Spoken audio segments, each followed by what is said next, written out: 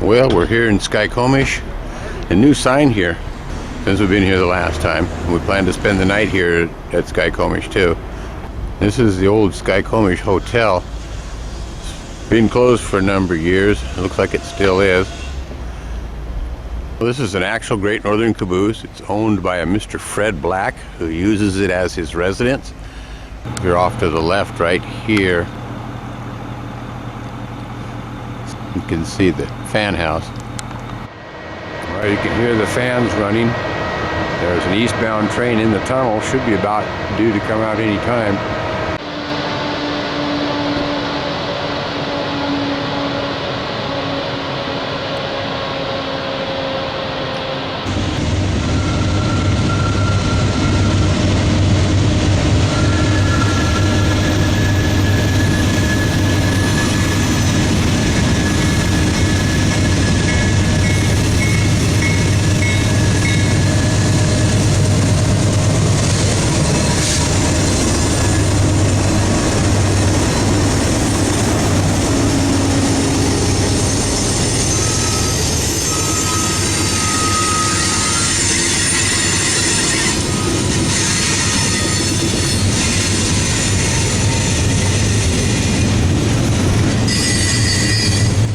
Well, this is the west portal of the Cascade Tunnel. Been here for a while, I haven't seen any trains. So I don't know, we're probably going to give it up here, but comes the train out of the west portal. I guess it was worth the wait.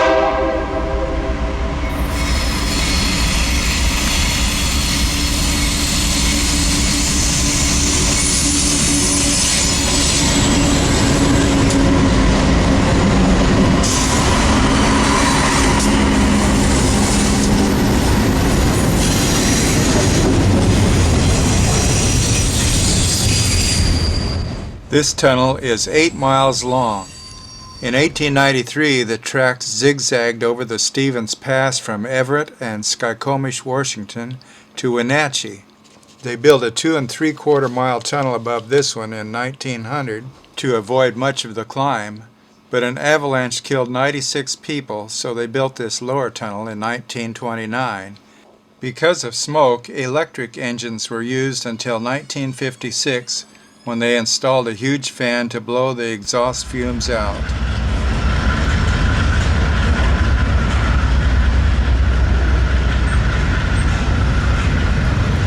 This is the westbound.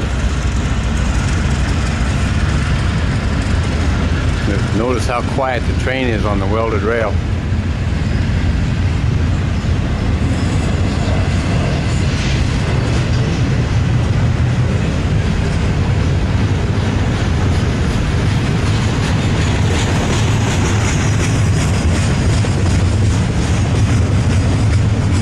Got some flat wheels there though. This actually was a Great Northern caboose. It did have a nice Great Northern emblem on the side of it, but looks like somebody messed it over, rattle canned it or something.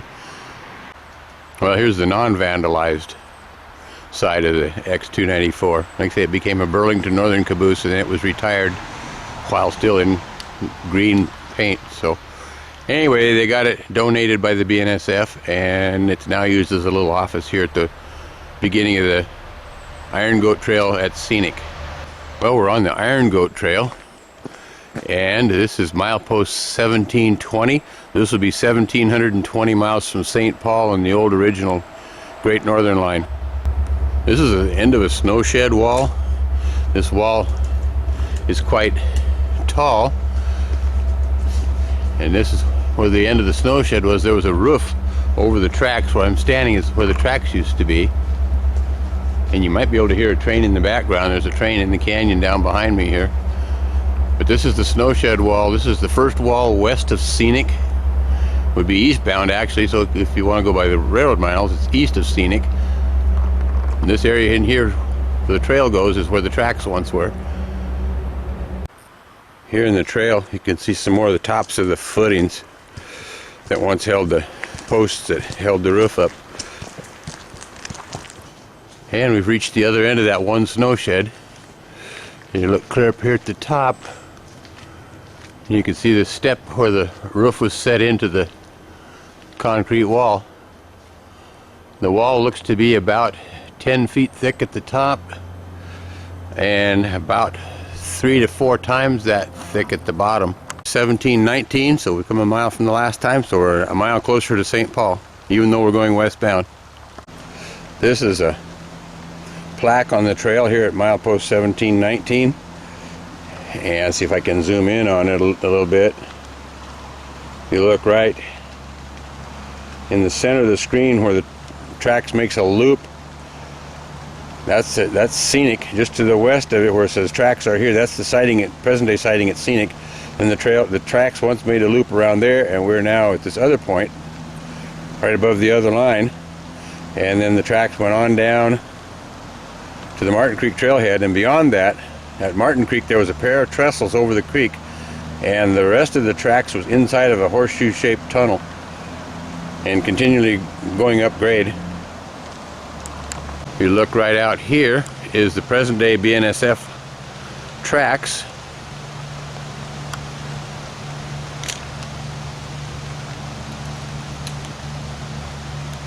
And then here's that signpost or plaque we just looked at. This is one of the portals of the twin tunnels. It was built in 1916. These two tunnels are about 30-40 feet apart, and they once had a snow shed in between them. You can see it was built in 1916.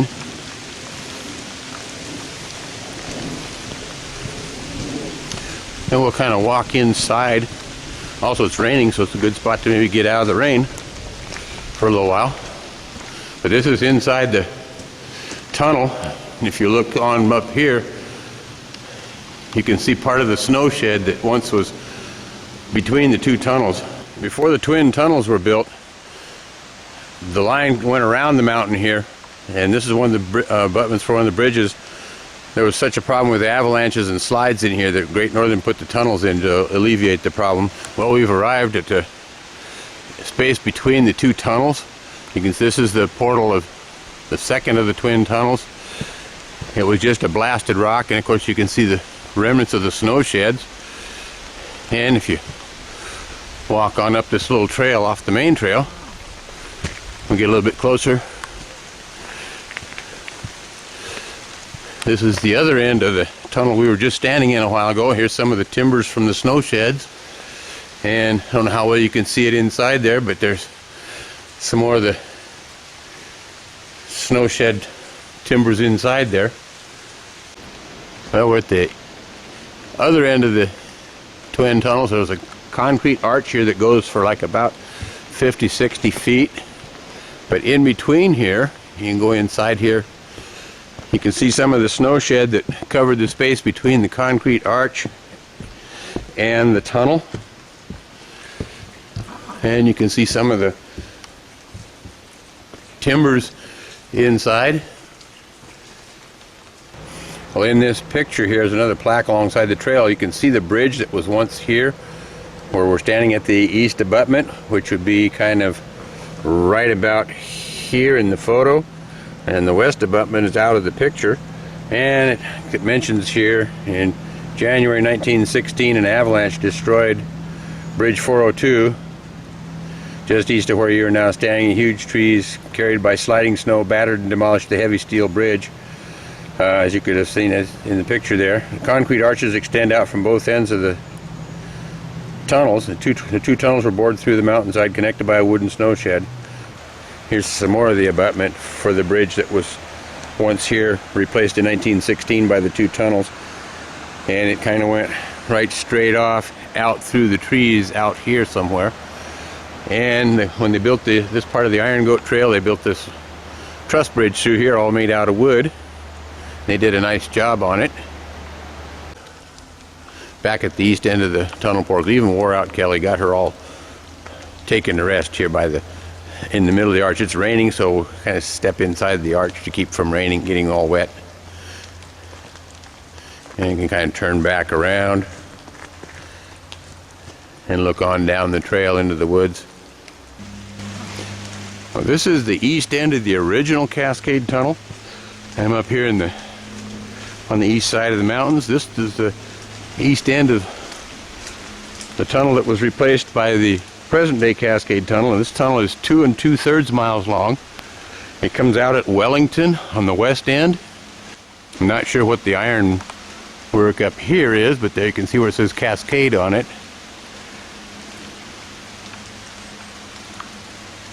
This tunnel was abandoned in 1929 when the present-day tunnel opened. It is not possible to walk through the tunnel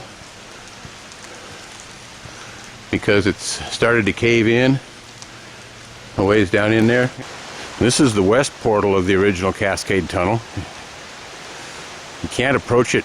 You used to be able to walk right up into it, but there's a partial collapse inside and water builds up behind the debris dam inside, and all of a sudden a big gush of water comes out. The roadbed came right along over here, and there's this water here, and this creek is actually water that's running out of the tunnel. So there's actually quite a little bit of water comes out of the tunnel. And the tunnel is at milepost 1710.7.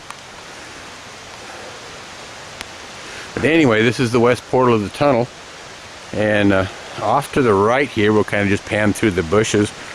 You can see the footings right back here of what used to be the water tower that was here.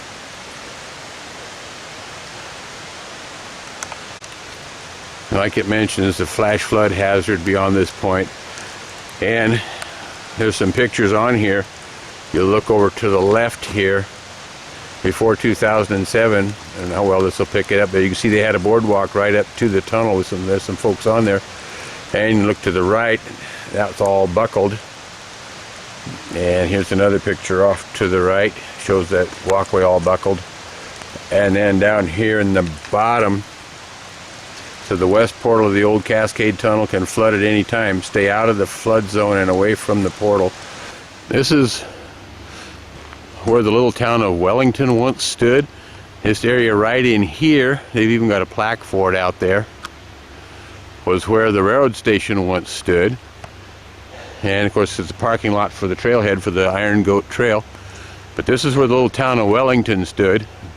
Great Northern, when the railroad was abandoned in the summer of 1929, that fall the Great Northern Railroad came in here and burned down the buildings and got rid of all of them. So now you have just the woods out here and the parking lot for the Iron Goat Trail, and that's about it.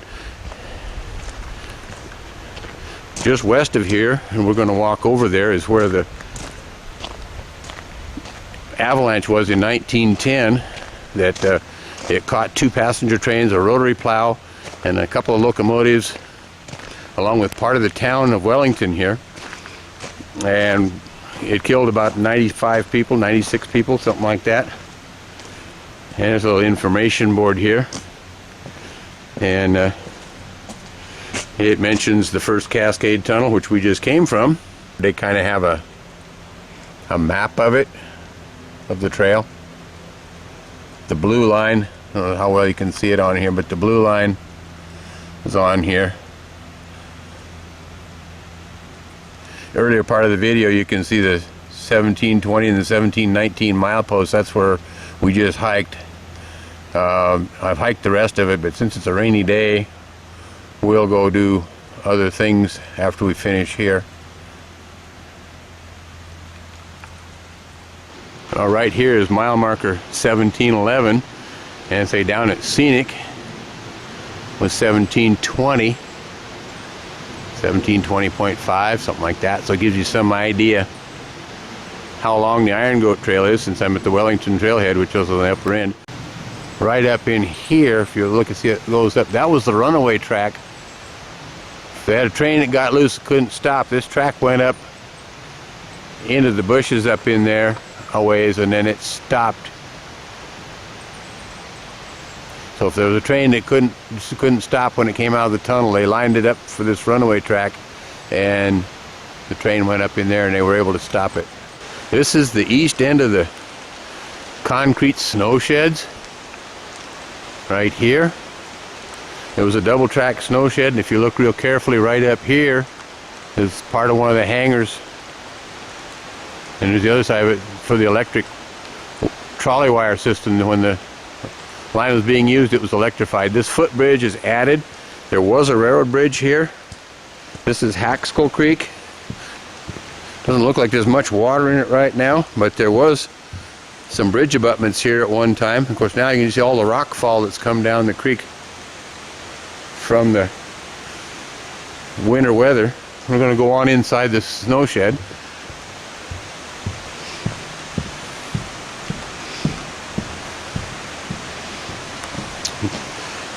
Kind of inside the Snowshed here.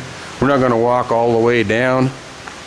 These snow sheds are about 3/4 of a mile long, 4,800 feet, something like that. They're all concrete and steel. They were built in 1911. And what you can see up here, another one of the hangers for the trolley wires. And it was double tracked. There was a track right straight ahead of me where I'm walking now.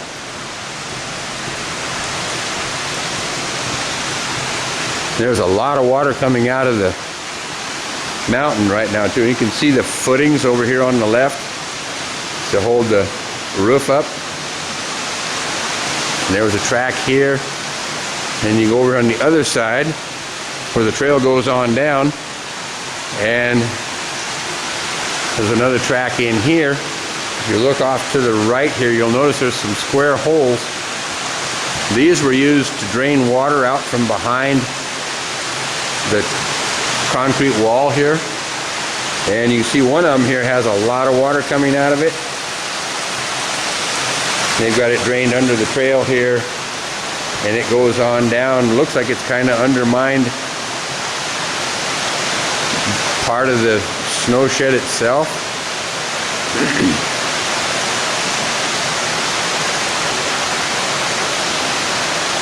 And you can look back around the other way and see, looking out the Snowshed. But this was part of the area where the avalanche in 1910 came down. And that's why the Snowsheds were built. The Iron Goat Trail is now presently about 9 miles long, as that's how long the road grade was from Wellington to Scenic. And of that 9 miles, 7 miles of it was either in a snow shed or a tunnel. And here's another map of the Iron Goat Trail. It's a little bit bigger one, and it shows where the whole trail goes, and the present tunnel and the old tunnel. This is an unusual bridge, the way it's built. It's got these, the main part of the bridge is here, but to get over the road here, it crosses this curve in the road on an angle, so they have these outriggers on it. Kind of a strange looking way that the bridge was built, so I thought I'd take a photo of it. It's the Great Northern Bridge. It was built who knows when, and it goes over Highway 2. So this is Deception Falls, kind of the lower part of it. It starts out up above, so we're going to walk on up and get a shot of the upper part of the falls. So this is the upper part of Deception Falls. And it comes down, putting a lot of water over this too. And it goes down.